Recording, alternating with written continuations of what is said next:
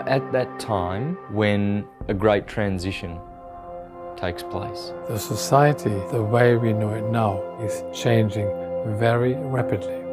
We have to go along with the change that's happening, as opposed to fear it and resist it. We have all heard about 2012. It's doomsday. The world will end, mankind will end. Some people have got this idea things will stop, things will end a catastrophe, but actually none of the philosophy is saying that. The agenda seems to be trying to put a negative spin on it, to radiate fear out on the planet as opposed to love. And love is the glue of the universe. The more one loves and finds unity in this world and harmony, the more the blessings will be when that time comes. When you get up in the morning, the sun will be shining. It will be just like another normal day. But what might happen, I feel, could have been a great change in consciousness. A prophesied acceleration of both technology and consciousness is occurring right now, which is right on time with what's been decoded from the main information. All shall benefit on different levels. Even the unawakened will benefit, because that's how the universe elevates souls. What is getting ready to happen is a positive thing. It's a step forward in an evolution. It's an awakening in consciousness. If we have a good look at our solar system and how it works, the moon goes around the Earth is rotating and orbiting the sun. Now our sun, in turn, is orbiting Sirius. In the great orbit of our two suns, we have turned the corner from the Dark Ages. Now they're pulling towards each other, bringing us to a higher consciousness. So we're really in just a great time in history to be living. It's just an amazing time. The great changes that we will see with our own eyes will just be stupendous. The new world of love is coming.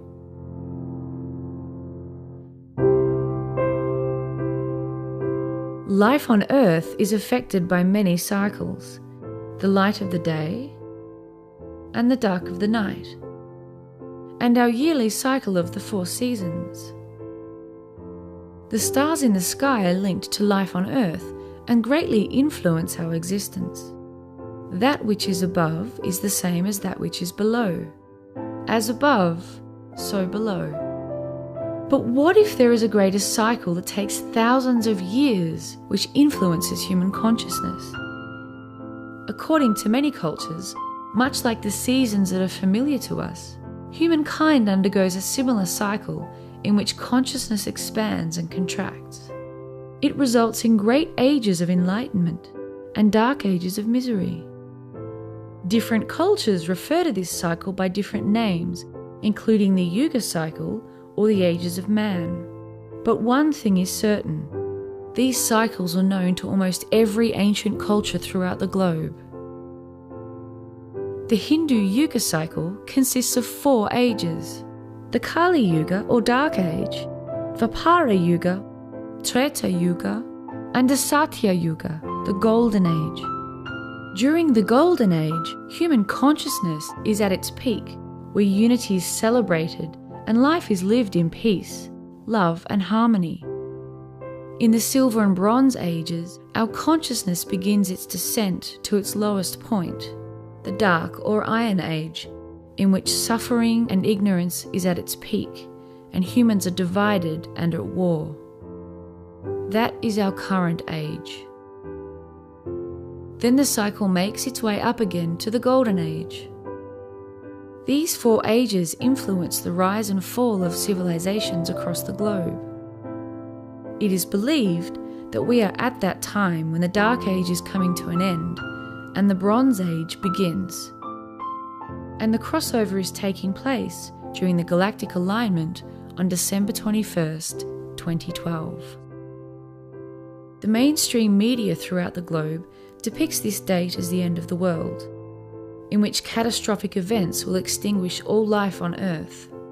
The end of the world theory is based on the Mayan long count calendar, which ends exactly on the 21st of December, 2012. Although many claim that the Mayans have predicted the end of the world, there is no evidence to suggest so. The Mayan calendar simply resets on this date as one cycle ends and a new one begins. Many believe that the marker left by the Mayans indicates a great change in consciousness as we leave the zodiac age of Pisces and enter the age of Aquarius. The date has become the most anticipated day in history, and while many are anticipating it with love, others anticipate it with fear.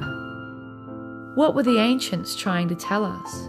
Is it the end of the world, or is it a time of great change in human consciousness?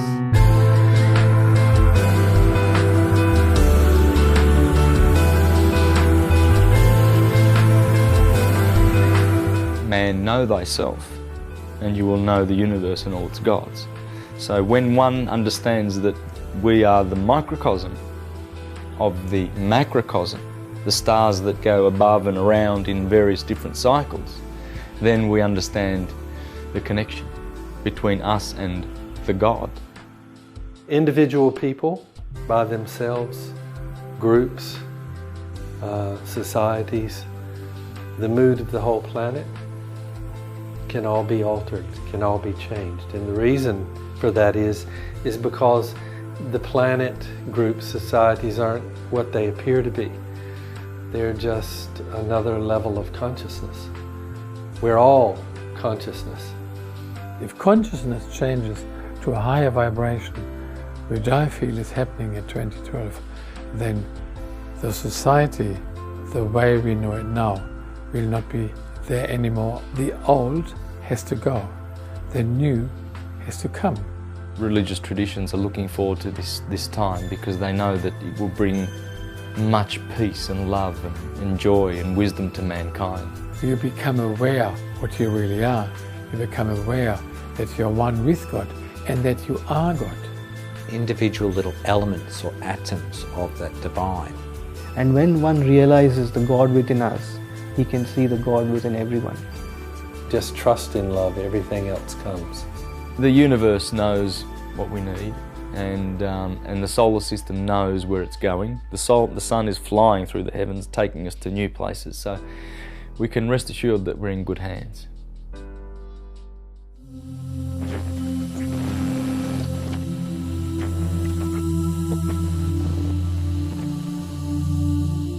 We have all heard about 2012. It's doomsday. The world will end, mankind will end, comets come down, and who knows what. Well, some of the things to do with 2012 that are out there are quite contrasting, aren't they? To say the least. People are looking forward to terrible things happening. There's a lot of fear out there. Some people have got this idea things will stop, things will enter catastrophe, but actually none of the philosophy is saying that. They're saying it's the beginning of something new. The negative things out there would probably be better off discarded. I think that the 21st of December will be an ordinary day in real terms, except we'll all go, phew, if we make it, and go, now what? Oops, it's the 22nd. Is that the first day of something new? Or is this a gradual process that's actually been happening? Well, the December 21st date is one that we don't have to get ourselves tied up in a knot about. Some of the Mayans' information is saying it's actually a window of time, and it started maybe 2007 and is extending out to 2015. And the clock struck 1 and everything was sorted. It's never ever going to happen. It's a gradual process. It cannot possibly happen. Suddenly I ate this cookie and all of a sudden, wow, it all happened. It's just nonsense. You won't get anyone to touch someone on the head and everything will be completely clear. None of these things are going to take place. It's going to be an ordinary day. That's what I suspect. On 21 December 2012, when you get up in the morning, the sun will be shining, or it's clouded, whatever, and nothing has changed. It's just another day. And then you think, where was all this doomsday talk? Comets come down. Where is it? It doesn't affect us in that way. It will be just like another normal day. You have nothing to fear. But what might happen, I feel, could have been a great change in consciousness.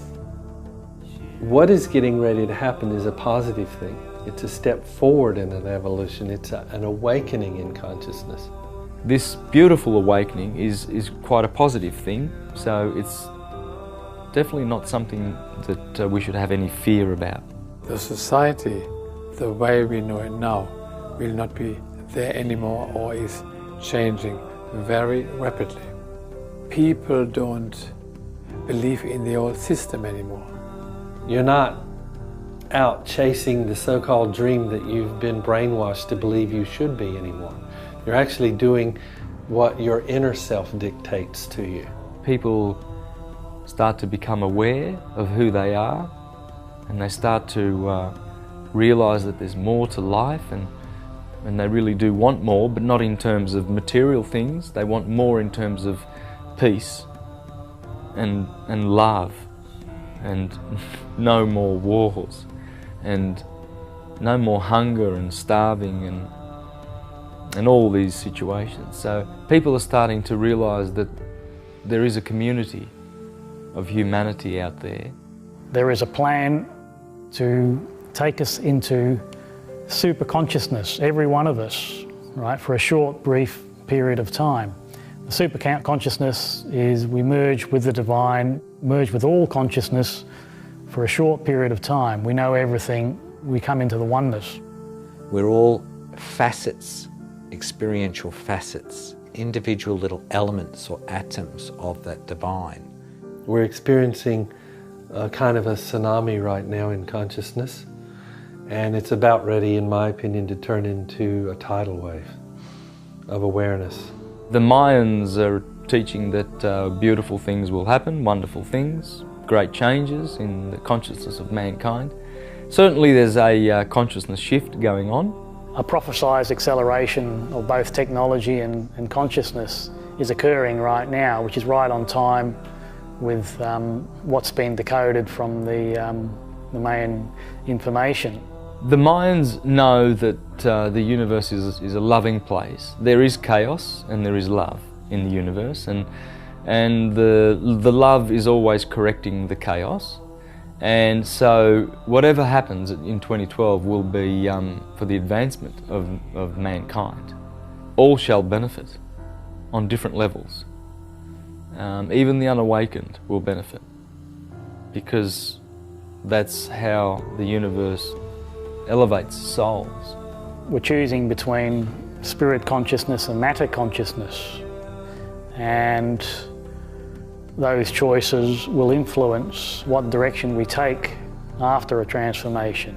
What is happening at this moment is discussed in all the Bibles and mythologies of the world. The ancient ones knew the cycles. The Hindus call these cycles the Yuga cycle of 24,000 years, in which we go through the gold, silver, bronze and iron age, just like we go through the yearly summer, winter, and the daily night and day. So we do this in the 24,000 year backward processional cycle.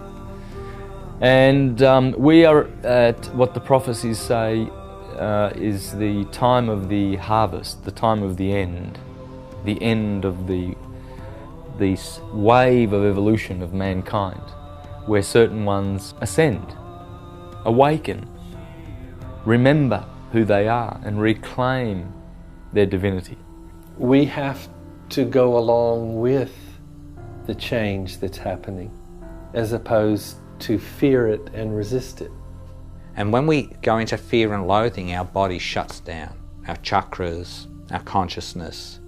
It's possible people in that frame of mind could even get left behind On the other hand, if they open up and accept it and become a part of it, then they become a part of an amazing transformation that's getting ready to occur.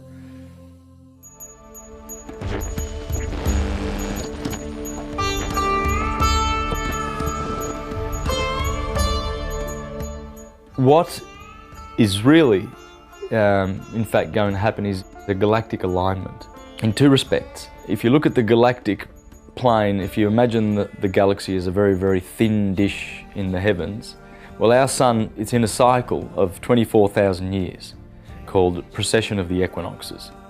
And during that cycle, it spends 12,000 years above the equator of the Milky Way galaxy, the galactic plane, and 12,000 years below. So our sun is now sitting below that galactic plane, and it's popping its head through and it's passing that galactic plane right now as we speak, and on the 21st of December 2012 it'll be more over than under. The other aspect of this is that the equinoxes have been migrating around the heavens through the signs of the zodiac for 24,000 years. The vernal equinox occurs on the 21st of March. Now, at the moment, on the 21st of March, it's actually Pisces, because it's the sign that appears on the horizon on the 21st of March. That sign is the sign that we're in. Now, we've been in that sign, the sun has been in it at the equinox for 2,000 years. Now, it's right at the end of Pisces, and the new sign coming through is Aquarius. And the sun will be in Aquarius for 2,000 years. Each age is about approximately 2,000 years. Each age represents a kind of a level of consciousness, and at each shift there's a shift in consciousness. And that's the symbol for Aquarius. So the age of Aquarius is happening right now. The age of Aquarius represents a period where spiritually speaking, instead of worshipping the single God or guru or martyr on the cross or whatever you want to have, instead of focusing your energies in that way, the age of Aquarius tends to look for truth in one another, in each other, and in each individual person. That's a big shift in the consciousness. It also represents the onset of technology, but hopefully clean technology. The Piscean age is an age of division. The age of Pisces has been true to its name. We've been very divided. Coloured people, different languages, different cultures, different concepts and ideas. We're so divided, it's horrific. We can look forward to an age of harmony with Aquarius, a greater level of understanding and unity of consciousness. And Aquarius is an air sign. It's a fixed air. So its nature is quite different to the mutable water of Pisces. We've been in a mutable cross for 2,000 years. The equinoxes, and they've been in the mutable signs of Pisces. This is the March equinox, Virgo, the other equinox, and the solstices have been in Gemini, the solstice of June the 21st, and Sagittarius, December the 21st. Now what's happening is as those equinoxes move around that clock and they come into the fixed signs, what's going to happen is this. The vernal equinox will be in Aquarius, the autumnal equinox will be in Leo, which is fixed fire, the solstice will go to Taurus, fixed earth, and the winter solstice will go to Scorpio, fixed water. Now these four signs are the fixed signs. So the Holy Cross, the divine cross in the skies, will be situated in their most natural home, the fixed signs. Well, in this age it's been in Pisces, which is mutable, and before that it was in Aries, which is cardinal. So now it gets to be fixed. And that is the alignment. That is what's taking place, because those signs there are very, very powerful. The fixed signs. They're very powerful in the transformation of the human consciousness. And in the Bible and in the holy books, they are the lion, the bull, the man, and the eagle. In Revelation, God is described as having the face of a man, the face of a bull, the face of an eagle, and the face of a lion. Well, that's the fixed signs of the zodiac. They're going home. The equinoxes and the solstices are going home. And that is what we're looking forward to. That's what it means. There's big things happening with 2012. We're getting ready to evolve at a very fast rate. The reason this happens is because the center of the galaxy puts out pulses in their waves. And the reason it does that is the same reason a cell in your body puts out vibrations within that cell to make sure that the cell as a whole is operating on the same page. And to make sure that those of us on the perimeter of the galaxy are in tune with the evolution of the whole galaxy. Now, I feel that if you look at these massive transformations in the evolution of life on the planet, it's always a positive shift. It wasn't like at one of these intervals that all of a sudden life became more retarded and started evolving or going in an opposite direction. If there's a wave of consciousness that is sent out from the center of the galaxy and we pass through one of these waves, then the consciousness on the planet as a whole begins to expand and vibrate at a higher frequency, evolve much faster than previously before.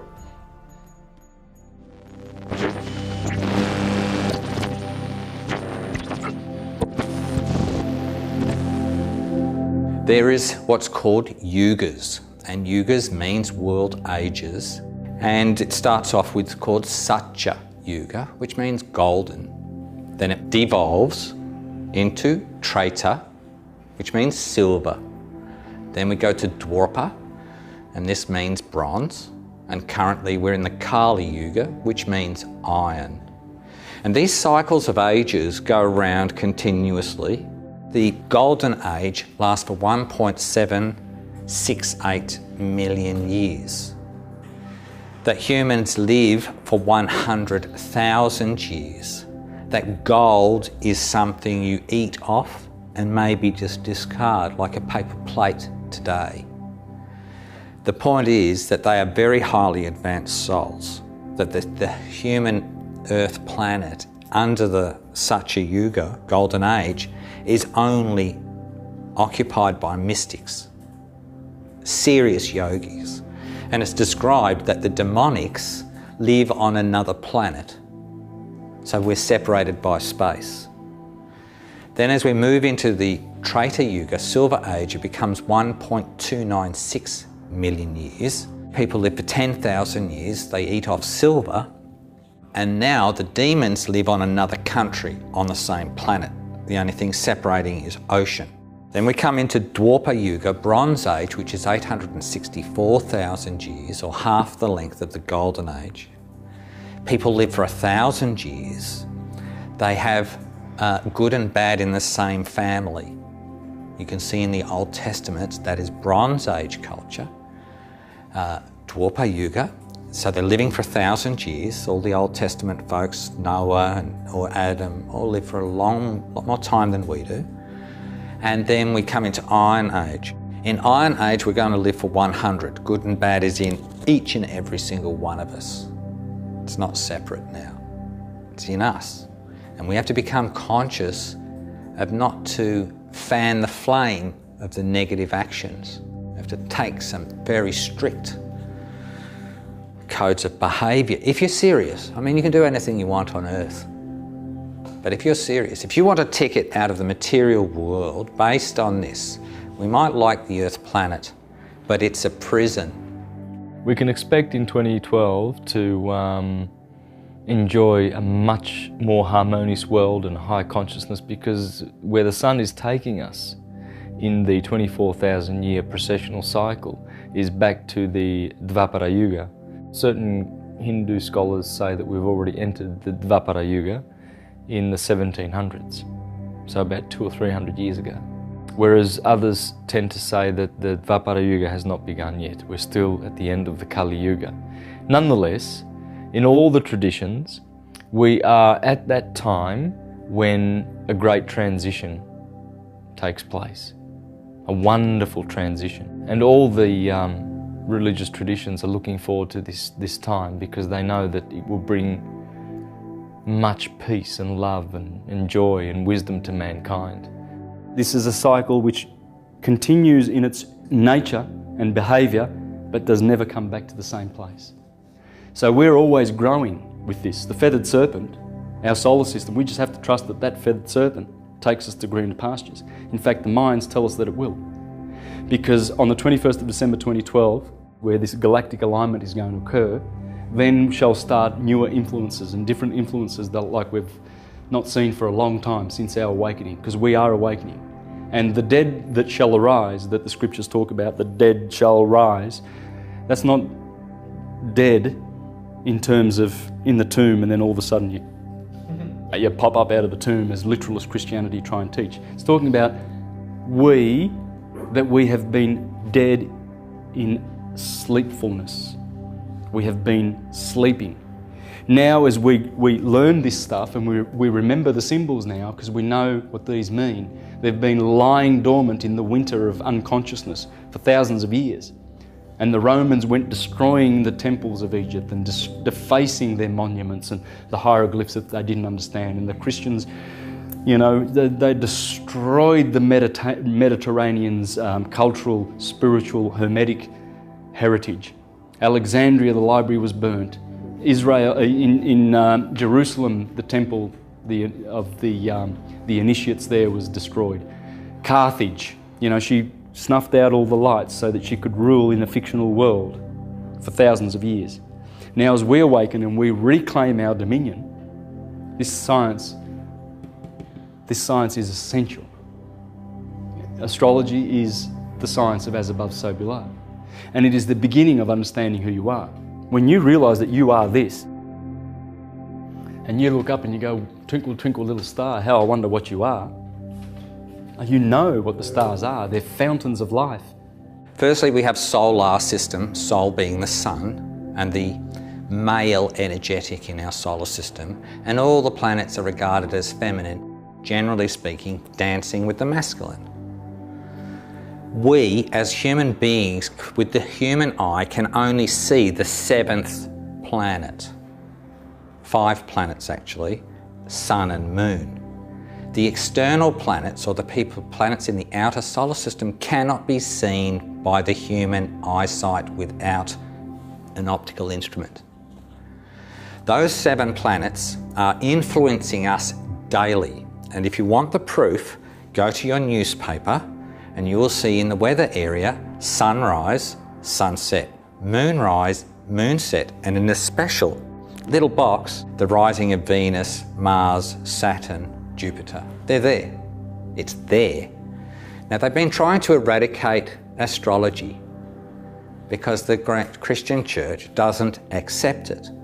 But actually, they're the only group in the world that doesn't.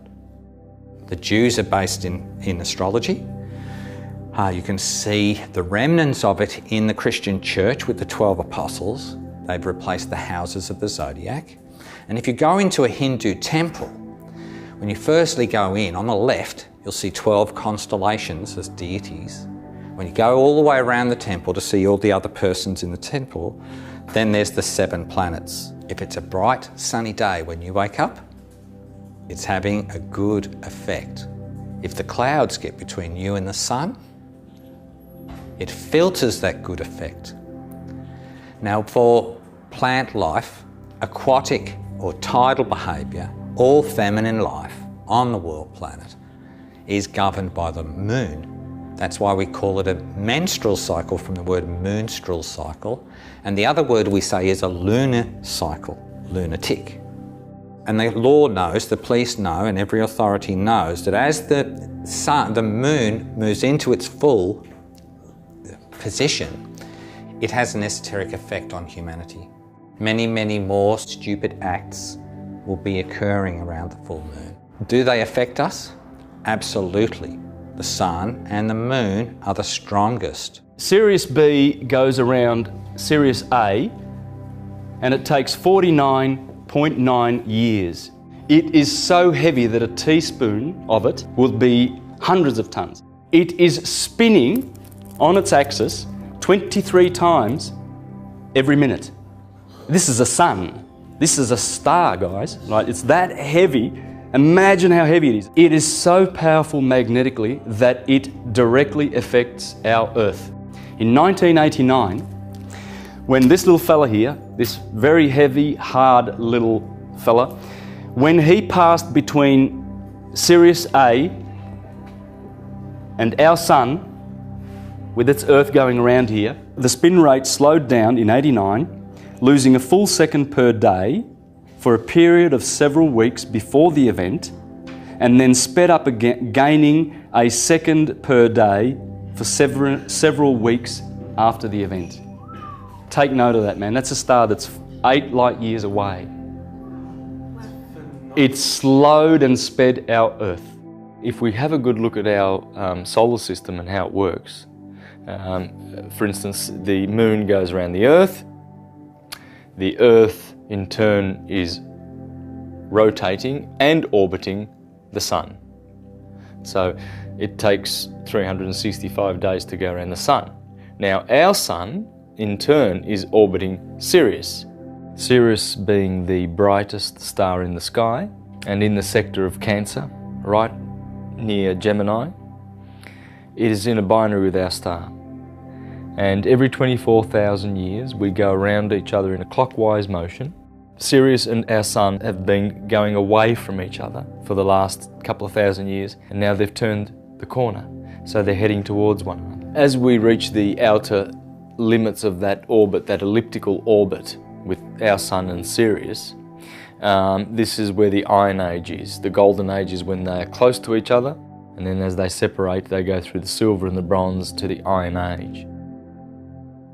Well, that affects the consciousness of mankind, because we have 100% consciousness when the two stars are close to each other. The consciousness falls to 75%, 50% and 25%. We've not enjoyed full consciousness for a long time, and many of the gifts and abilities and powers that we once had. As we have turned the corner in the great orbit of our two suns, Sirius and our sun, as we have turned the corner and they are hurtling towards each other now, we have turned the corner from the Dark Ages. We've come out of the dark period because the suns have been pulled apart and their influence is weakened, and therefore our consciousness has dropped, and we're in the Dark Ages. Now they're pulling towards each other, bringing us to a higher consciousness, and that's nature. Nature brings us, ascends, helps us, and carries us through the ascension process. So it's all loving. Even though there's chaos and there's fear and anguish and chaotic events occurring around us in our world, even though that is happening, that's really just the remnants of the Dark Ages. So we've turned the corner. The two suns are hurtling towards each other at great speeds now, and that's the beautiful part of where we are. We've turned the corner. So we're really in just a great time in history to be living. It's just an amazing time. The great changes that we will see with our own eyes will just be stupendous. We are actually just simply locked into a series of cycles, and it's the duty of every human being, when they're ready, to discover their own awareness, to take control of themselves. In the book of Daniel of the Bible, it says that in this time many will come to an accurate knowledge of the truth, and they will whiten their robes, and they will turn to the truth. But it also mentions that many will just go off into the darkness and continue on the path of darkness. It's true, we're in a dark age right now, but we're getting ready to come out of it. And those who identify with the darkness, those who feel at home and comfortable with it, yeah, they want to keep it that way. They don't want things to change. They're afraid of light coming in. They're afraid of people waking up. If everyone starts to find out that what 2012 really is about, then that's going to accelerate the process even more. They're going to start catching on to the truth of what's happening. So to suppress the information is part of the 2012 agenda.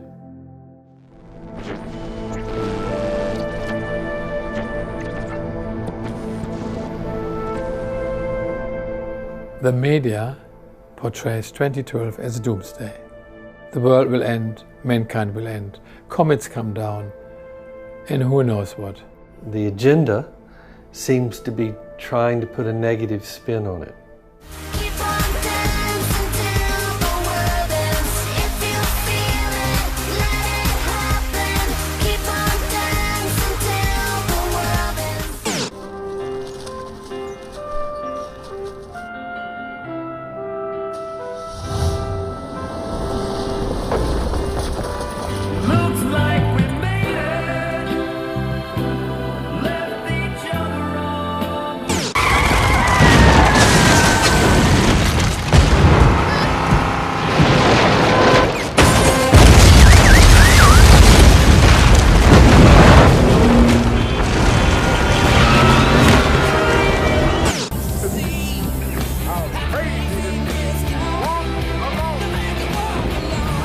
Get it on for the end of the world.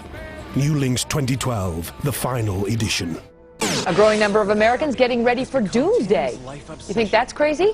Right after the break, spend a couple of minutes listening to our next guest and see what you think then.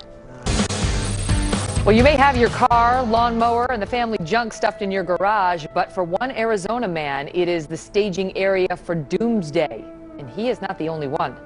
The supplies and tools he needs to survive the apocalypse, whichever way it may come. People preparing for basically the end of days and extreme doomsday bunkers. Jake Jacoby is joining us now with more about that. Well, there is a phenomena right now among people, especially because of the year 2012, to take more advantage of being prepared for doomsday-like disasters. Thousands are now on high alert, stockpiling food and building underground bunkers, even in Australia. And companies are cashing in. They're selling survival items like gas masks, nuclear protection suits, and even food and water tablets. The obvious question comes, well, why would anyone want to take something that isn't necessarily negative, and even worse, something's actually a positive thing, and turn it into a negative thing, using it as a means to radiate fear out on the planet as opposed to love? The people who got their hooks into this information, disinformation, misinformation, have really hoodwinked humanity's progress. So in the movie, for instance, 2012, there's fear and loathing. And this is so far away from what the potential is. Because if you can radiate fear, that can keep that frequency, which is expanding and growing higher, contracted. That, to me, suits the 2012 agenda. Well, with regard to 2012, the media is not the place to source for information. It'll be misinformation, and it'll be negative. And it is. It's very negative. And of course, they're driven by fear. They love fear. And the people who control those stations and those networks, they are happy to generate fear.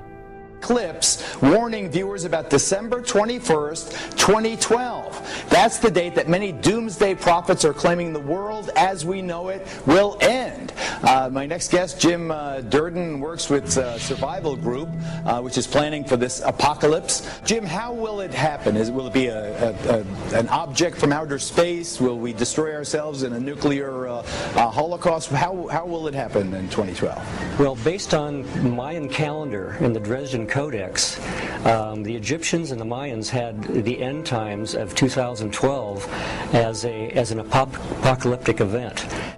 Their calendar predicts the 21st of December is when the world will end. And while that won't stop most of us from making plans for Christmas, there are tens of thousands of believers who are preparing for the worst. According to one ancient prophecy, the end of the world is only weeks away. So Are you ready?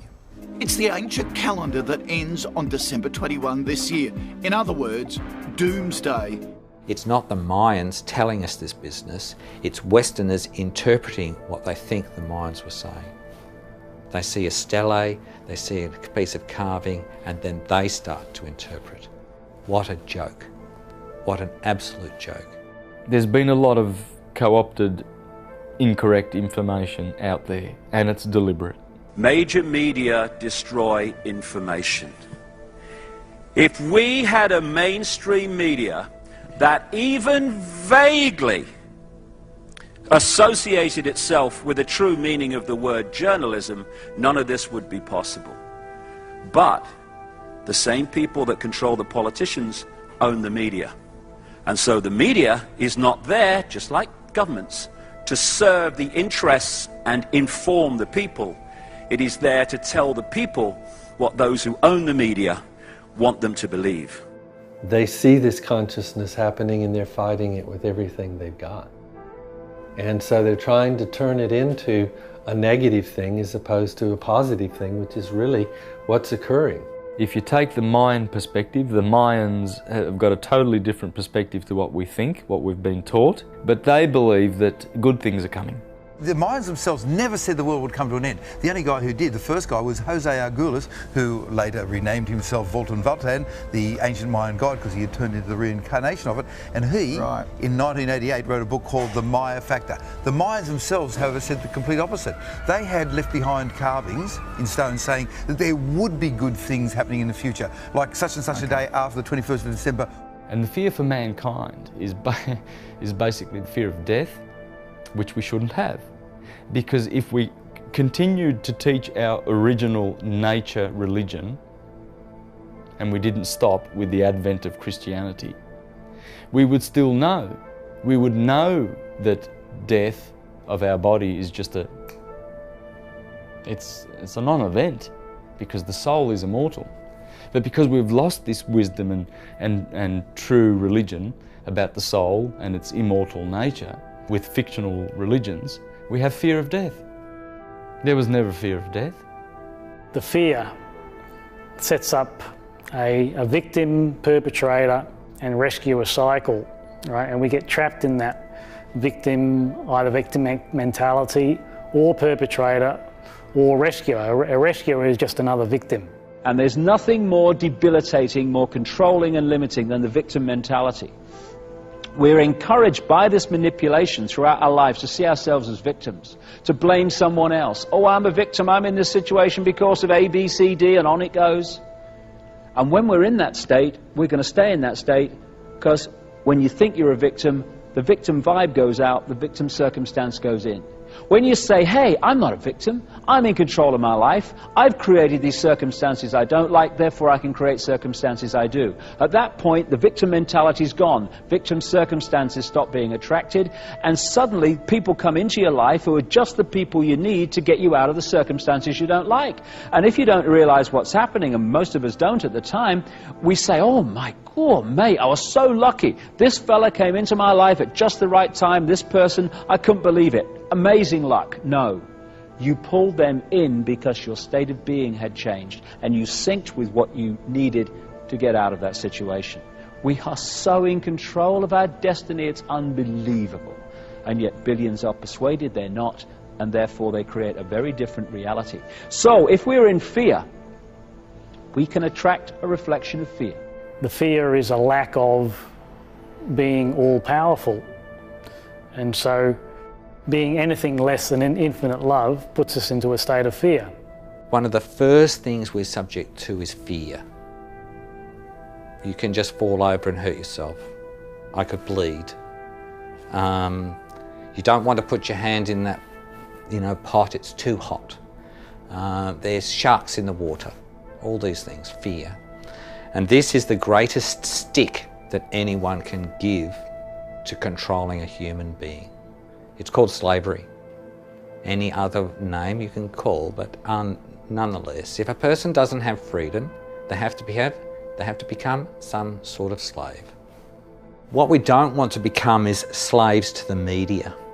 There's a machine that's pumping out every day. They say two things about the paper that you can rely on, the newspaper. The price of the newspaper and the date. Those two things you can rely on. And then they say, you better check the date. This is the way we become. Our consciousness is controlled. We wake up in the morning, the alarm goes. We have X amount of time before we have to be at work. We know if we leave a few minutes earlier, we'll probably have an easier travelling time. This is all fear. All of it's fear. I don't want to lose my job. If I lose my job, I lose my house. My wife will leave me, my children. It's all fear. We live in a world which, take a step back, deep breath, look at it again, is utterly bloody insane. And we're asked to believe, and so many people do, that we are somehow at the cutting edge of human evolution. We're nowhere near the edge of what is possible and what is there to be known. But the norms are very powerful, especially when, from cradle to grave, we are constantly manipulated and confused with contradictory information, and when we're pressured to believe it, otherwise we'll get ridiculed or condemned for being different. Just look at us. Everything is backwards. Everything is upside down. Doctors destroy health, lawyers destroy justice, universities destroy knowledge, governments destroy freedom, the major media destroys information, and religions destroy spirituality. That's where we are. If you're tricked into fearing by the media and people talking of weapons of mass destruction and all this over and over again, if you're tricked into going into the fear camp, then what is actually happening is you're relating to the universe through your ego, which is easily controlled and easily deceived. By keeping us involved with fear, it will be very difficult for us to, let's say, ascend. That's the popular word for that. The people who control our society don't want us to go into bliss. Because if our chakras and our kundalini and other things are all awake and we become more divine conscious, as a super conscious, an awareness, they have no control over you. If there's nothing to fear except fear itself, and you drop that fear, then you have to be in bliss. If you choose love, the ego subsides, you wake up and you start seeing the reality of what's really going on around you. The ego only has a very small vision of what actually is taking place and occurring. And an individual in an ego is very easily controlled. But a person awakening, a person who becomes enlightened, can't be controlled at all. In fact, there's an old saying that an enlightened being plays with the universe the way that a child plays with a ball. Because they see the reality of everything. They can't be tricked. They can't be fooled. It's like a spell has been cast on the human mind to disconnect us from the full magnitude of who we are. And great news is the people in control of breaking that spell is us. Not some external force, us. It's just a choice. We're now in a time, a wonderful time, when balance is returning. You just have to have faith to trust in love, to choose love and to trust in love, and that will end up taking you into a much better place. If you continue to operate out of fear and continue to operate through the ego, then you'll continue to be controlled and you'll continue to be scared, have the shit scared out of you, and you'll continue to not have a clue about what's going on in the world and around you, or even inside you for that matter. The more responsible we become for our actions, the more harmonious the world will be. As people begin to awaken and take on responsibility, we can expect to see a much more harmonious world. The main thing you have to fear is fear itself. If you get sucked into the fear, it's going to put you out of harmony with actually what's happening, as opposed to a part of what's happening. If you want to be a part of what's happening, then you will not obsess with fear. Governments destroy freedom. This is the great one. If people are new to this, this is the first big step. Governments are not there to serve the people. Governments are there to serve those that control the governments and enslave the people. That's what they're there for. Once we realize that, then a lot of dots start to connect.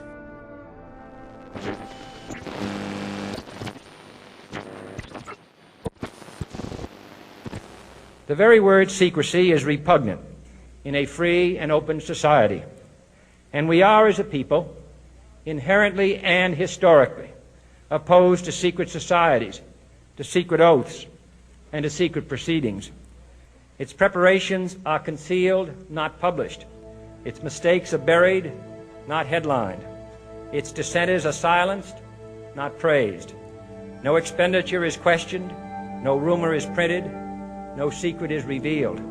For we are opposed around the world by a monolithic and ruthless conspiracy that relies primarily on covert means for expanding its sphere of influence, on infiltration instead of invasion, on subversion instead of elections, on intimidation instead of free choice.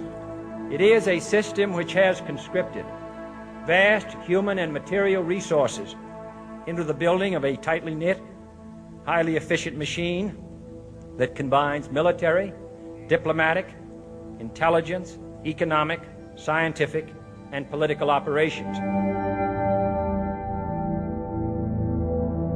It's supposed to be a hidden elite which own and run the corporations, they own the banks, they own the media, and so they've got total and absolute control of everything just about.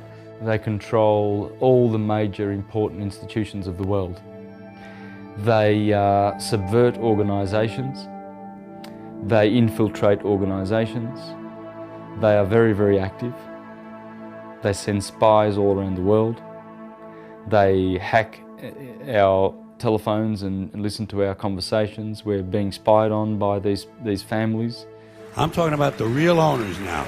The real owners, the big wealthy business interests that control things and make all the important decisions.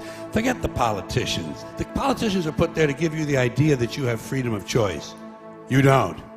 You have no choice. You have owners. They own you.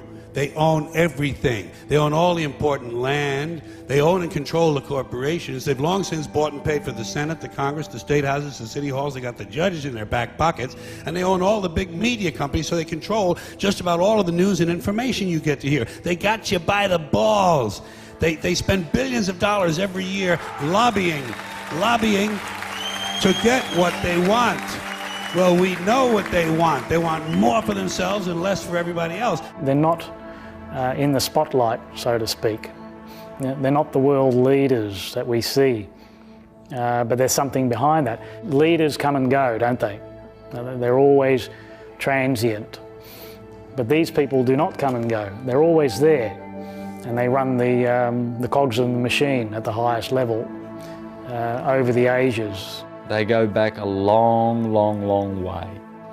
And so they maintain their bloodlines and keep a lot of power and wealth. And as they intermarry, they amass more wealth and more power against other families. They own this fucking place. It's a big club, and you ain't in it. You and I are not in the big club. By the way, it's the same big club they used to beat you over the head with all day long when they tell you what to believe. All day long, beating you over the head in their media, telling you what to believe, what to think, and what to buy. The table is tilted, folks. The game is rigged. And nobody seems to notice. Nobody seems to care. Good, honest, hard-working people, white collar, blue collar, doesn't matter what color shirt you have on. Good, honest, hard-working people continue. These are people of modest means. Continue to elect these rich cocksuckers who don't give a fuck about them. They don't give a fuck about you. They don't give a fuck about you. They don't care about you at all, at all, at all. These elite families call themselves the Illuminati. Their symbols are always, you'll have an eye or a pyramid or something like that. Not that these are bad symbols, these are beautiful symbols, but by using these beautiful symbols, they've given them a bad name, so people associate the pentagram and the hexagram with satanic symbols. Well, they're not, they're just nature's symbols. We know you are ruthless. We know you are evil. To David Rockefeller, to the Rothschild representatives here, to the Queen of the Netherlands, to all of you, we tell you, you are not our queens, you are not our kings, you are not our gods. We do not belong to you. We are not your slaves. We stand as free humans, have stood since the beginning of time against the strong men, against the thugs, against the bullies. We will defeat your world government. The Illuminati are after world control. They want a new world order. A new world order. A world where the rule of law, not the law of the jungle, governs the conduct of nations. When we are successful, and we will be, we have a real chance at this new world order, an order in which a credible United Nations can use its peacekeeping role to fulfill the promise and vision of the UN's founders. I had planned another closing message, but I feel compelled to say what I'm about to say. Now, I risk sounding like a conspiracy theorist, but it's no longer a theory. What I'm about to say is fact. The secret organizations of the world power elite are no longer secret. They have planned and are now leading us into a one-world communist government. This is terrorism of the most worst kind, brought on you by our own government. And it's not going to be a nice new world order. It's going to be a fascist oligarchic dictatorship. It's going to be hell on earth. Martial law, concentration camps, but they just want their workers. They want a very, very wealthy, rich class and workers. No smart people, no bottom class, just slaves and them. But I'll tell you what they don't want. They don't want a population of citizens capable of critical thinking. They don't want well-informed, well-educated people capable of critical thinking. They're not interested in that. That doesn't help them. That's against their interest. If a cow were to someday wake up out in the pasture and realize its fate, that it's going to end up in a McDonald's hamburger one day, if it had that understanding, do you think it'd continue to stay out there and eat grass? Or do whatever the farmer wanted him to do? Hell no. But as long as that farmer can keep that cow in cow consciousness, that's not going to happen. They want to retain the status quo, the way things are, because they already have the control, and so they want to maintain that. We hear about a whole lot of conspiracies, and perhaps a lot of them are true. You know, like the idea of fluoride in your water, it affects the pineal gland. Well, perhaps that was a deliberate strategy in order to stop people raising their consciousness. I could give you a long list, but you know, the food we eat, the way we're educated, what we're told to believe, all of this plays a part. They keep us dumbed down. They keep us unaware. The world has been turned into a maze of confusion, and it's done to keep us from the simple truths, because complexity is there to stop us finding those simple truths. But when you connect the dots between apparently unconnected people, situations, organizations, world events, and you start to see how they fit together, suddenly this bewildering, confusing world starts to take on a much clearer dimension. Because only by connecting the dots over, as you'll see today, a vast range of subjects and situations and people, can you start to see why the world is upside down, why it is as it is. And crucially, behind that complexity, those smoke screens of complexity, why behind that is an amazing revelation of who we are and the nature of life. When we start to realize that far from being Ethel Jones or Billy Smith, we are all that is, has been, and ever will be. That is the difference between who we are and who we are manipulated to believe we are. And obviously we are suffering from the effects of the Dark Ages, loss of consciousness, and as we awaken in these days, which we are, because the sun, the spiraling sun, is taking us to greener pastures. I don't think mainstream media wants everyone to realize that there is a mass awakening taking place. But yet everywhere I go and everything I see points to it. Everywhere I go, there's this enormous amount of enthusiasm and interest in yoga, meditation, not just Eastern things, but philosophy, workshops and things that are about self-awareness. People are opening their eyes and seeing what's being done to them. They're finally seeing that they've been sodomized for such a long time, and they're not free. Just because we've got freedom to choose what colour milkshake we're going to have, and what flavour, it doesn't mean we're free. That's an illusion. You're not free. It's a police state. Now, people are waking up to that because they realise that it's just a service. The banks have a service, and that service is war. The scientists and Big Pharma have a service, and that is to drug you, because drugs cost a lot of money and they want money.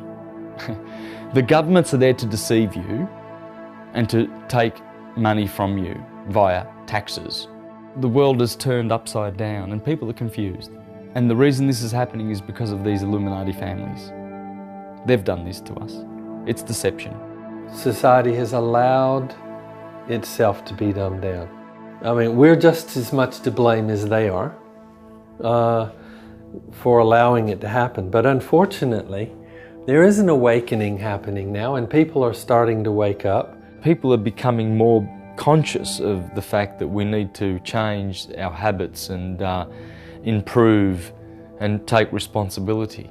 That force, which is contracting awareness and consciousness, I think is starting to get a little bit nervous and a little bit afraid. It's worried, and because it seems like it's upscaling things, you know, as this consciousness revolution is starting to occur, it's upping the ante on its side of the scale too.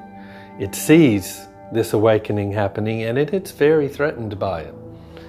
And it doesn't want it to happen. So greater and greater measures are taken. The elites and the power families realise that they are losing their grip on the system.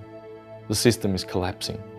And so they, naturally, like every organism, are trying to prolong their existence. Therefore, they try to keep fear out there and fear out there, but a lot of people are just not buying into it. And the reason being is because our sun is bringing us into the higher essences, the higher consciousness. And therefore we refuse to go back. We can't. We can just climb up now. What was a kind of a willing, complacent dumbing down is now getting ready to turn into a big conflict between the forces in control who want to keep everybody as they were, and this consciousness revolution who can't possibly exist on that level now that their eyes are open. We don't need their services. War, drugs, terrorism comes from these people. It doesn't come from terrorists. They are the terrorists. The Illuminati families are the terrorists. So all these things are their services. Let's just say no.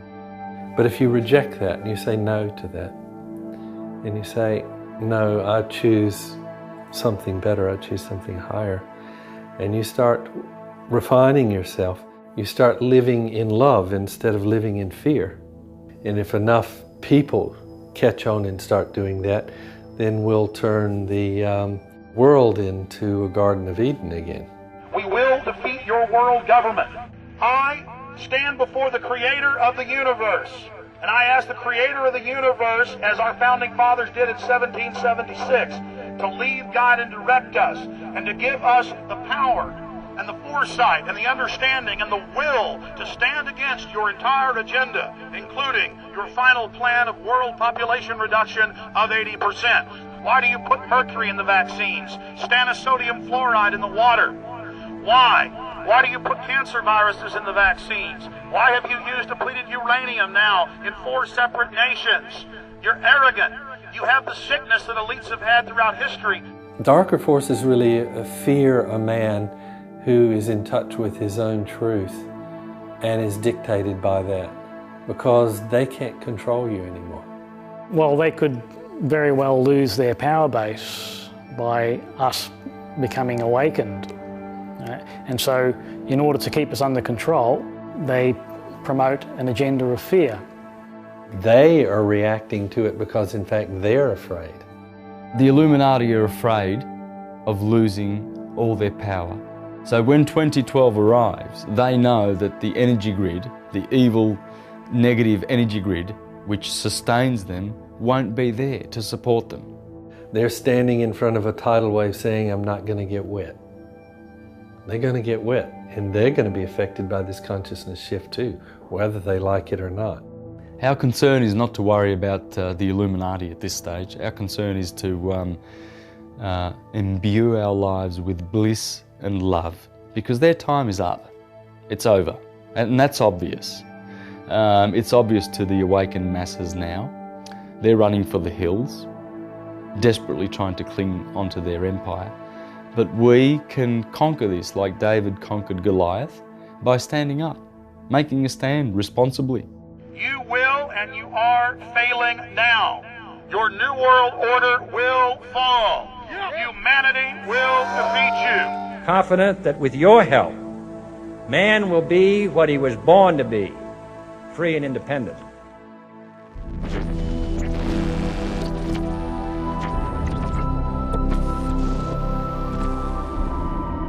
There is only one of us here experiencing a fractal holographic experience of itself. Each one of those individuations, no matter how infinitesimal, has got the entire whole within itself. There's this illusion that we're something else, but in truth, all we are is consciousness observing the manifestations of consciousness dance before our eyes. We are all the same person watching ourselves from different viewpoints, from different attitudes, from different environments. Everything in creation is the same energy, and energy is consciousness, energy consciousness. So we're looking at creation being one gigantic consciousness, one gigantic mind, of which we are all part. So we're like droplets of water in an ocean of consciousness. We're individual to a certain extent, but all together we make up the whole. There's nothing to do in this world of bamboo, but everybody needs a hobby, right? You're just here to experience. You're having a good time, right? But the illusion that we put ourselves into can be so powerful that we can get lost in it. Every human being is God himself, but he does not understand his true self and is constantly engulfed by the influence of his mind, his intellect, which we call as a great illusion. He's constantly driven by this great illusion. The world is like a ride at an amusement park, and when you choose to go on it, you think it's real, because that's how powerful our minds are. And the ride goes up and down and round and round. It has thrills and chills, and it's very brightly colored, and it's very loud, and it's fun for a while. Some people have been on the ride for a long time, and they begin to question, is this real, or is this just a ride? And other people have remembered, and they come back to us, and they say, hey, don't worry, don't be afraid, ever, because this is just a ride, and we kill those people. Shut him up. We have a lot invested in this ride. Shut him up. Look at my furrows of worry. Look at my big bank account and my family. This has to be real. It's just a ride. The one energy wishes to experience itself, right? But when it's in the oneness, it cannot experience itself. It only knows it as a concept. And so it does the next best thing. It forgets what it is. By deliberately forgetting who you are, what you are, you can have the experience of remembering. We are consciousness.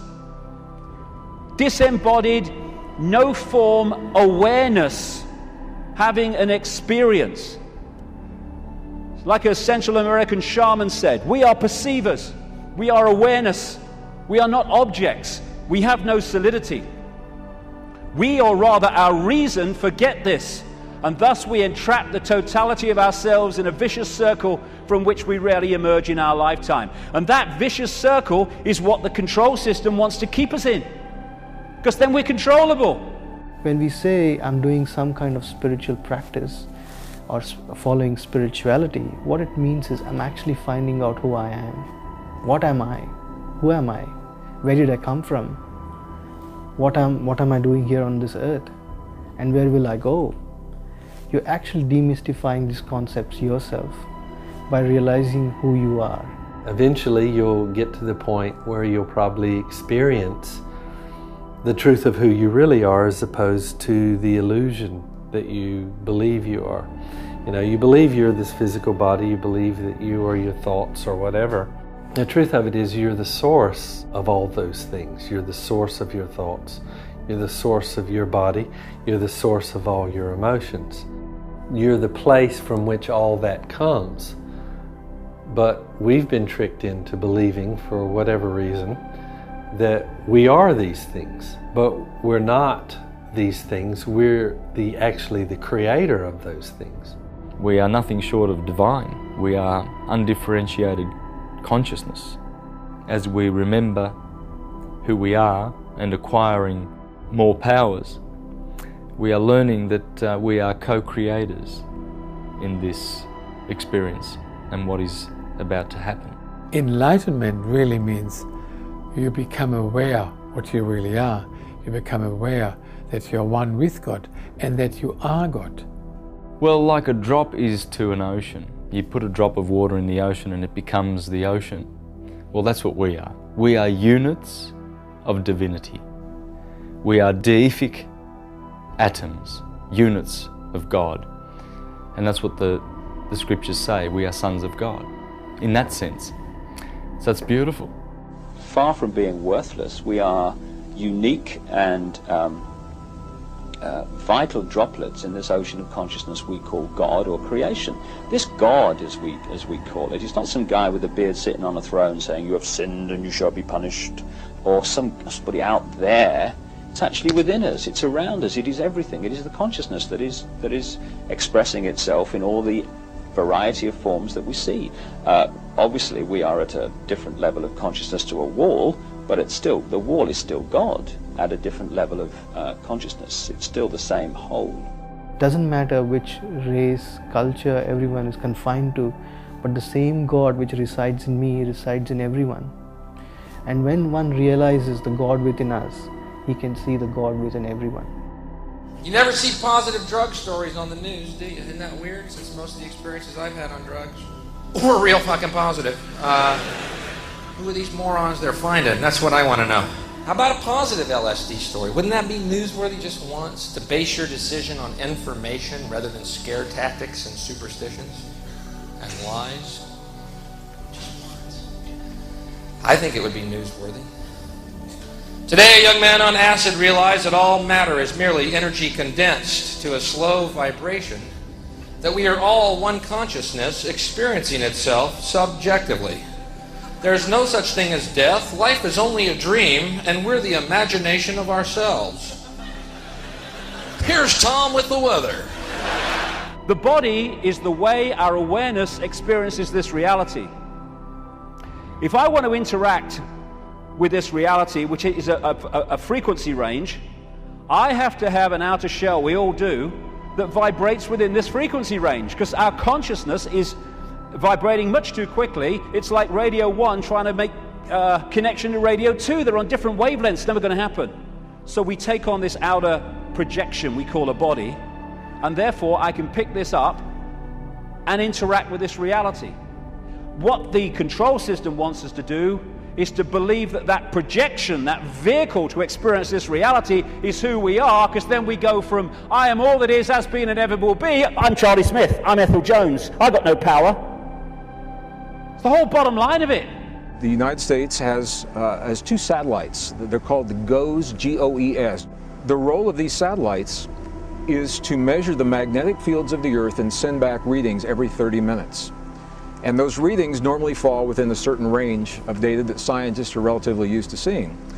Well, it was in September of 2001 that scientists began to see some readings that were off the map, just off the scale compared to what they'd seen in the past. And they said, well, what's happening? What is it that could be influencing the magnetic fields of the entire planet to such a degree that we're seeing these big spikes that our satellites are sending back? We've never seen these before.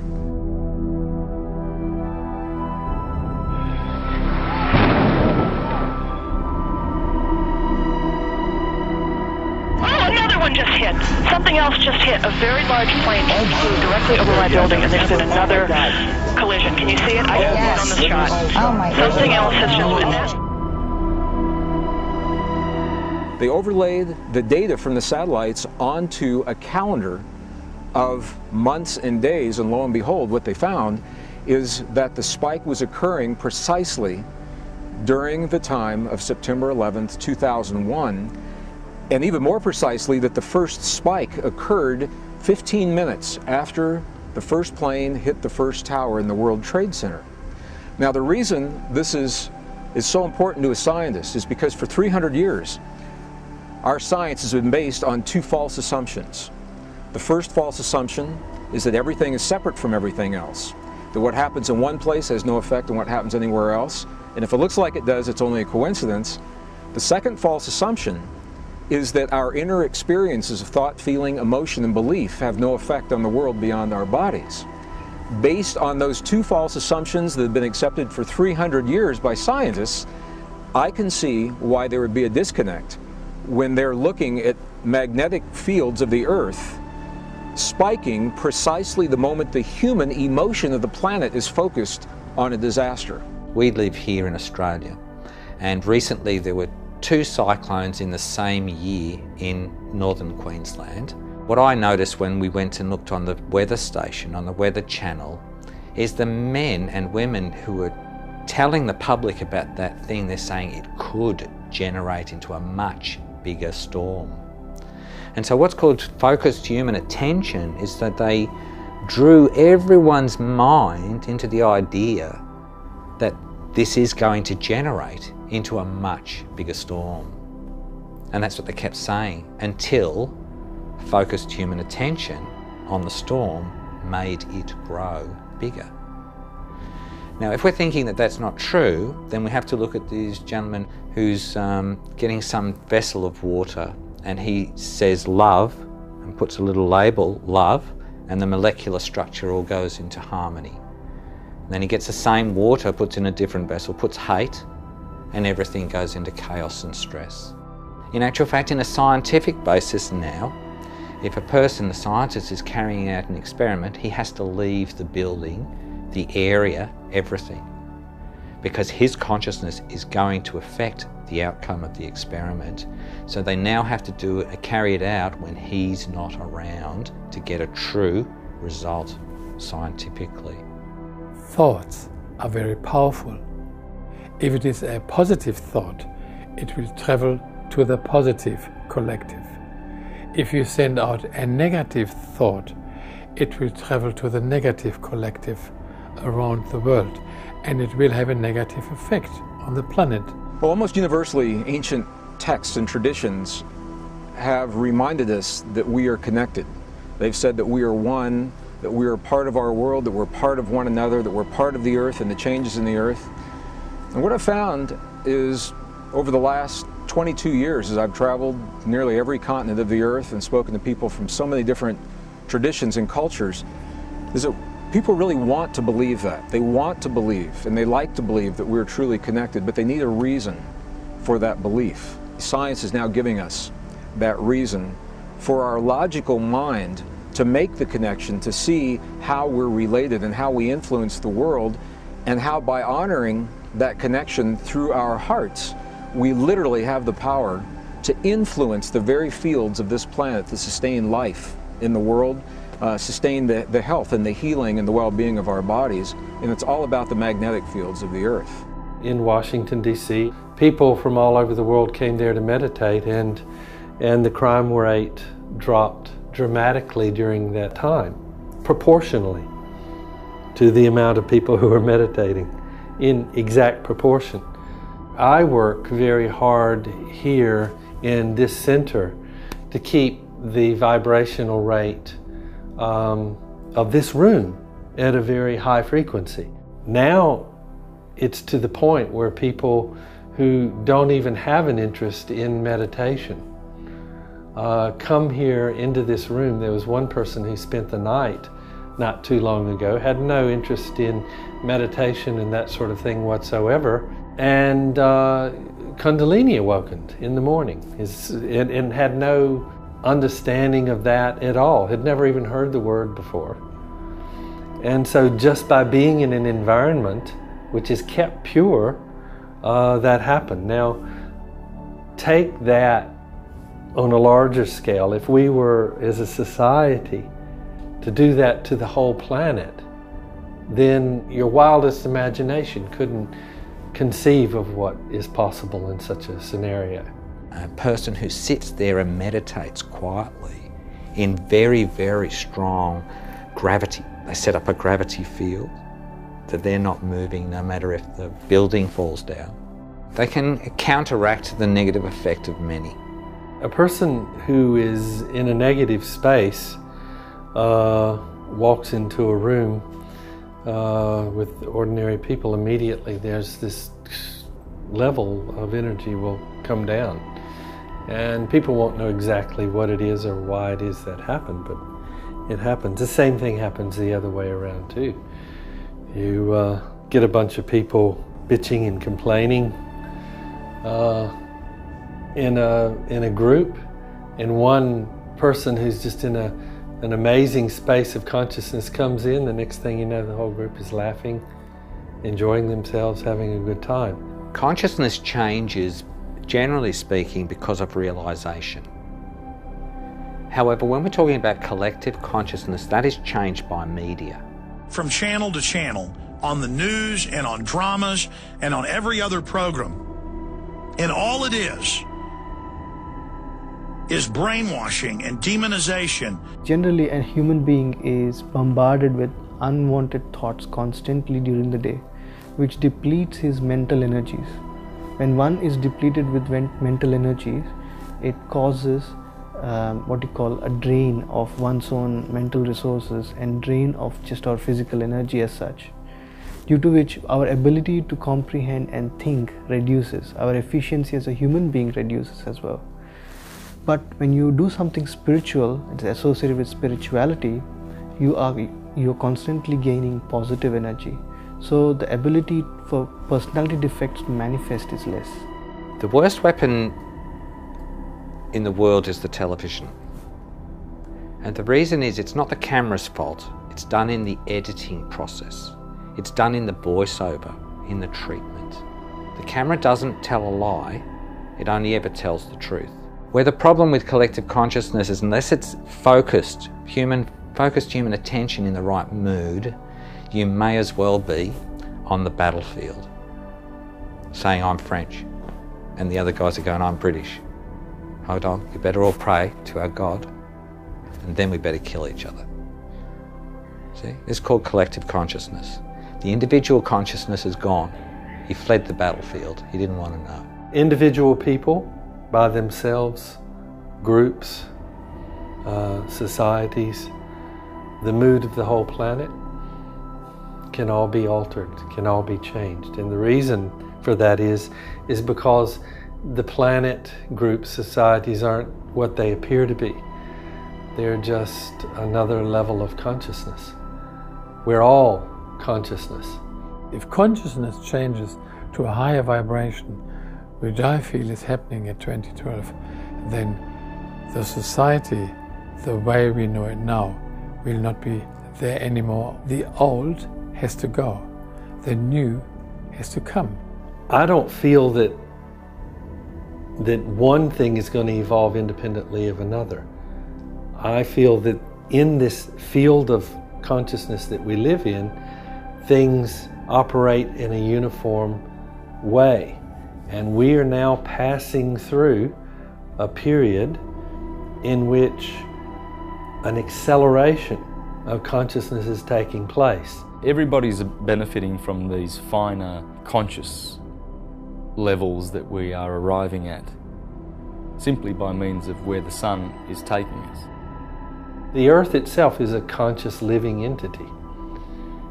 And if the beings living on it choose to raise their frequency, they choose to live in love as opposed to fear,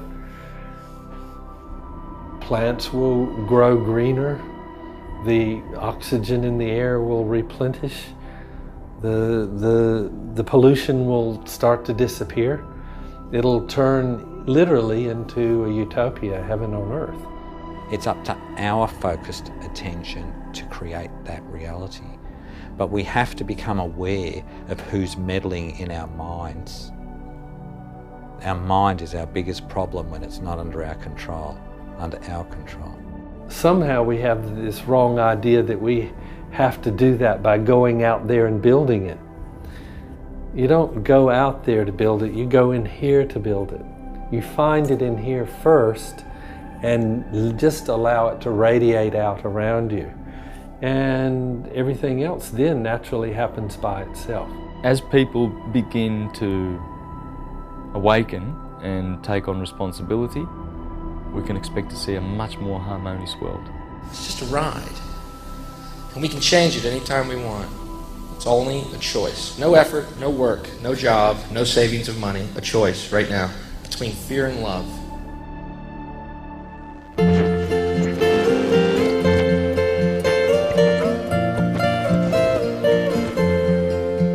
What society would probably like for us to believe is love is like what we see on the Hollywood films.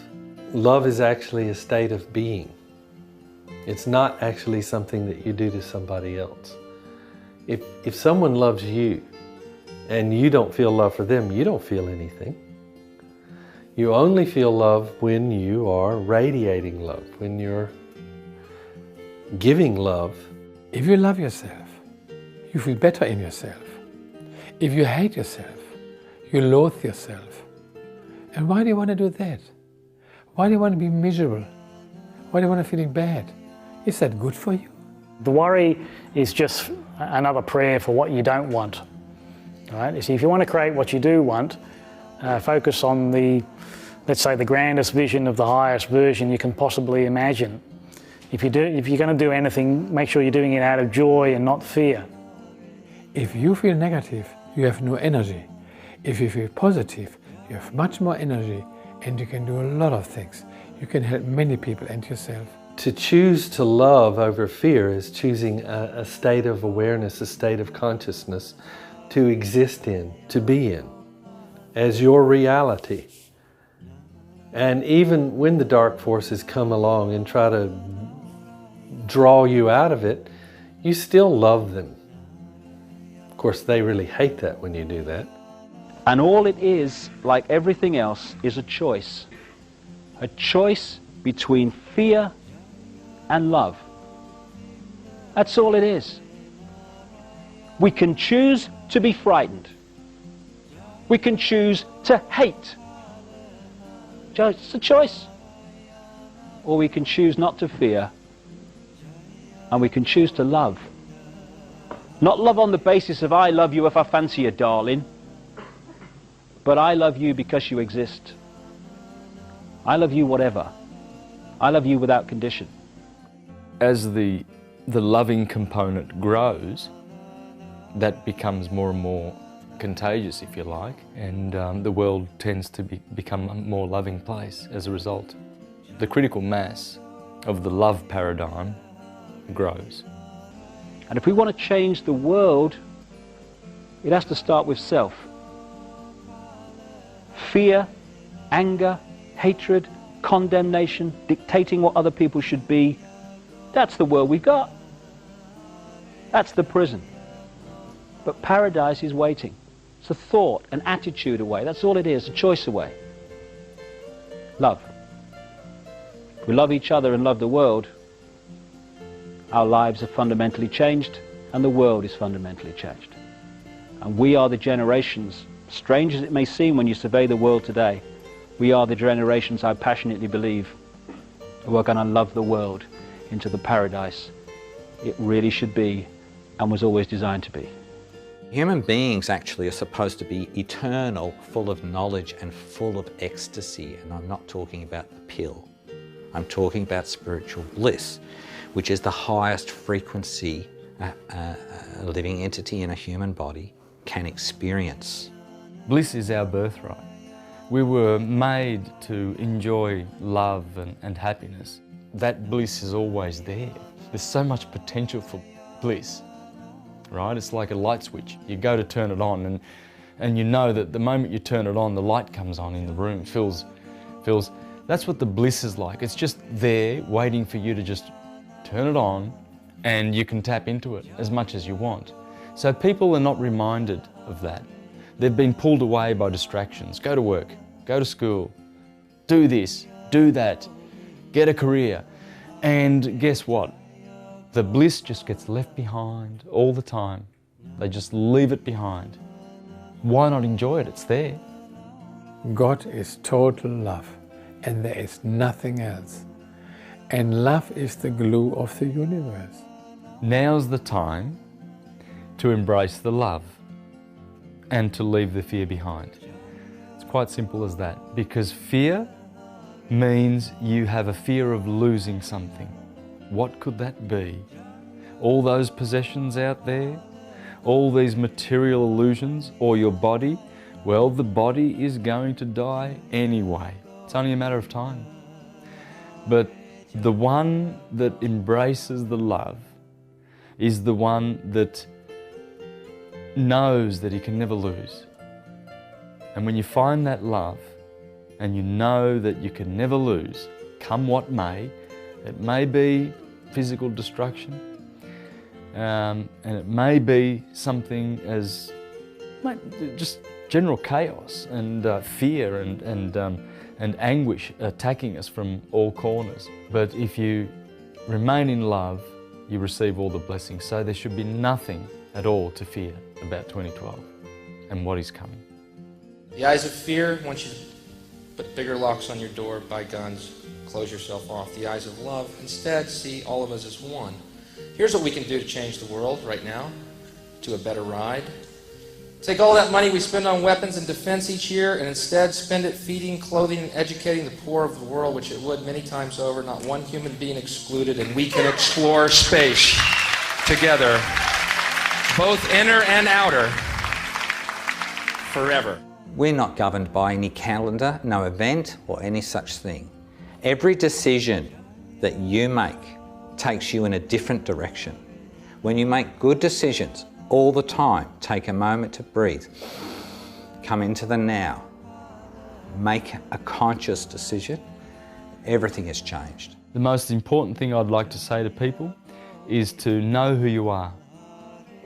Reclaim your sovereignty and learn the science of as above, so below, the macrocosm and the microcosm, because we are a microcosm of the universe, of the whole universe. Our body is the universe, full of atoms, trillions of atoms, which are stars. I think we're part of a greater wisdom than we will ever understand. A higher order. Call it what you want. You know what I call it? The big electron. The big electron. Whoa. Whoa. Whoa. It doesn't punish. It doesn't reward. It doesn't judge at all. It just is. And so are we, for a little while. So once we know this and we realise what we really are and who we really are, then we stand up and virtually ignore this system of fear and embrace the love, and there is nothing that can stop us, there is nothing that can hurt us, there is nothing that can cause us to fear anymore. Whatever we do in our life, please make sure that we sprinkle some spirituality onto it. When we sprinkle something spiritual into it, we also get the benefit of inner peace, inner calmness. Otherwise, we get so lost in this world that we do not know what we want. And that's a very bad state to be in. So do take up some spiritual practice every day so that it helps you to nurture your mind, nurture your intellect, calms your mind. Be a sane person in this insane world. Be the happy person so you can help other people being happy. Otherwise, you're part of the problem yourself then. And that's the worst place to be in. We left a great place of unconditioned consciousness, and the purpose of life is to go through this cycle of necessity, glean all the wisdom that we can from it, and return to the cause much more than we were before. Much, much more. For those people who have been a victim of the propaganda of the 2012 agenda to promote fear, what I would say the best thing to do is not to get fooled by that. And your worst enemy is fear itself. And to just trust in love. You are what you think. What you think, you will become. When the Buddha says that we are what we think, then I think we would be advised to hold the most positive and grand view we can possibly have. Because what you think about is what you're going to create. So every day, make it a blissful spiritual day and share that. Share compassion, share love, drop the fear. There is nothing to fear except fear itself. It's really true what my guru and other teachers have said, that if you want to change the world, you've got to start with yourself. Changing the world is not something in the future anymore. Oh, I hope it'll be better for the kids. It's here and now. We're going to see it happen. The more one loves and finds unity in this world and harmony, the more the blessings will be when that time comes. And the times are coming. It's a coming. The beautiful rewards for all those who are poised to receive them, they're coming. The new world of love is coming.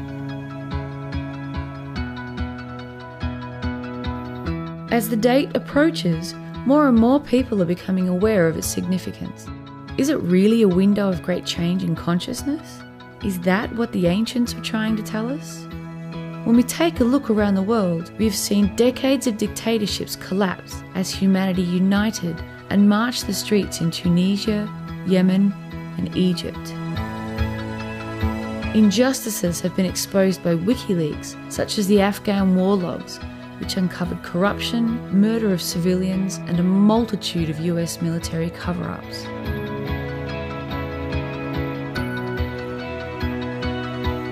A global network of truth and awareness is uniting mankind via technology and the internet, the one last channel left unfiltered. As knowledge is spreading, people are awakening, and we are beginning to see a clearer picture of the world that we live in. Consciousness is shifting right before our eyes. The people in power may try to negatively influence the outcome of the coming shift. By creating a world war or collapsing the global financial system, they may generate enough fear to open the gates to their new world order. If that day comes, we need to remember their true agenda, unite as one and rise in love and compassion. Troops out now! Troops out now! Troops out now! Troops out now! Troops out now! United will never be defeated! The people united will never be defeated! The people united will never be defeated! The people united will never be defeated! The people united will never be defeated! What is the pathway forward? Perhaps we're here right now to define what comes next. Is it not up to us to act together and build a better future? A world without suffering? We have learned that the galactic shift is empowering us to create great change, and the elites are trying to influence that change with fear. We have learned that we are fractals of one consciousness experiencing itself. And and with the power of the collective, we can change our experience anytime we choose to do so. When we focus all our devotion and envision a new beginning, we will create a world of peace, love, and harmony. The time is right now. Heaven or hell on earth is up to us, and it's only a choice between fear and love. How this will play out, only time will tell, as we approach December 21st, 2012, and beyond.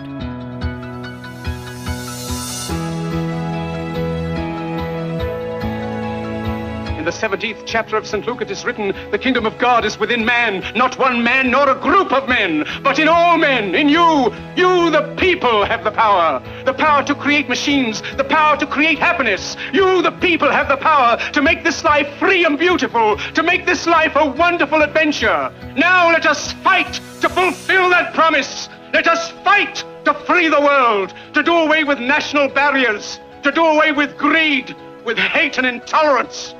Let us fight for a world of reason, a world where science and progress will lead to all men's happiness. Let us all unite!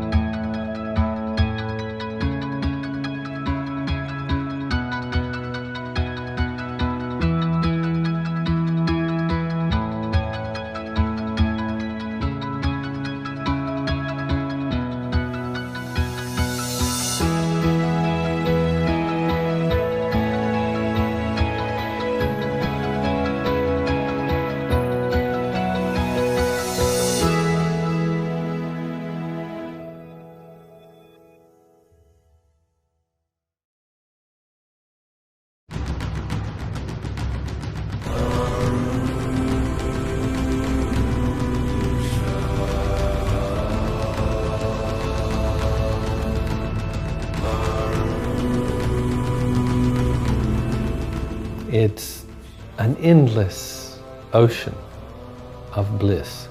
Part of one vast ocean of intelligent living energy. It's an energy. It's a force. It's the force of God.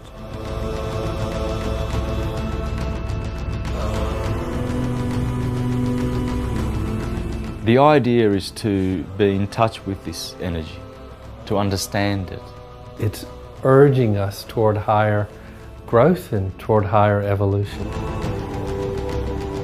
Like an electric shock, the Kundalini went right up my spine. I felt connected to every single living thing, and in fact, I felt connected to everything in the entire universe and cosmos. I felt one with it. Tremendous amount of love and peace, complete acceptance, complete love, complete everything. Absolute truth, absolute consciousness, and absolute bliss. That's our nature. Our nature is bliss. When you experience that, you will never be the same ever again. Don't ever let anybody tell you what God is. Find out for yourself. There is a secret buried inside of everyone. I believe that is the inherent divinity and eternality of the being inside the machine.